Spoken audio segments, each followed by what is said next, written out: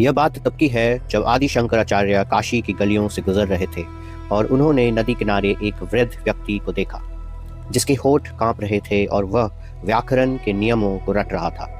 मानो शब्दों को दोहराने से वह मृत्यु की आहट को टालना चाह रहा हो।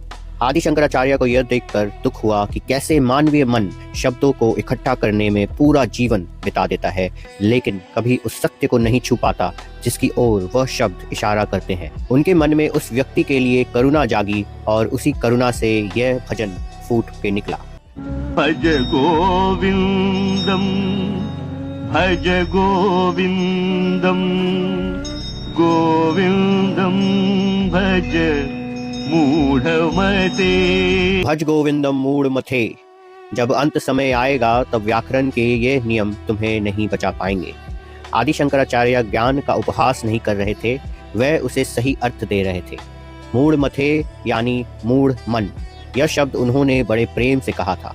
उन्होंने देखा कि कैसे जीवन भर की सीख अक्सर उस सीखने वाले ज्ञाता को ही उजला कर रख देती है। तर्क से झाड़ झंकार तो साफ किया जा सकता है, पर हृदय का बगीचा सिर्फ प्रेम से पनपता है। बुद्धि रास्ता दिखा सकती है, पर वह उस पर आपके लिए चल नहीं सकती। वह आपको द्वार तक ले जा सकती है, लेकिन उसे सिर्फ मौन ही खोल सकता है। कहते हैं जब बच्चा पैदा होता है तो उसका मन एक साफ आईने या कोरी स्लेट की तरह होता है। वहाँ ना कोई शास्त्र है, ना कोई मत पंथ और ना कोई भाषा। वहाँ सिर्फ स्पष्टता होती है, शुद्ध और जीवंत। लेकिन जैसे जैसे हम बड़े होते हैं उस आईने पर धूल जमने लगती है, शब्दों, नियमों और धारणाओं की धूल। जल्द ही हम जीवन के बारे में सब कुछ जान जाते हैं, सिवाय उस जीवन के जो हमारे भीतर धड़क रहा है।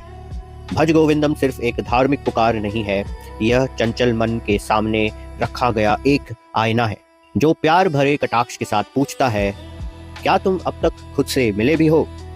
जब मौन आपकी भाषा बन जाए और प्रेम आपका तर्क, तब आप समझ पाएंगे कि उस समय आदि शंकराचार्य ने बहस की जगह यह भजन क्यों गाना शुरू किया।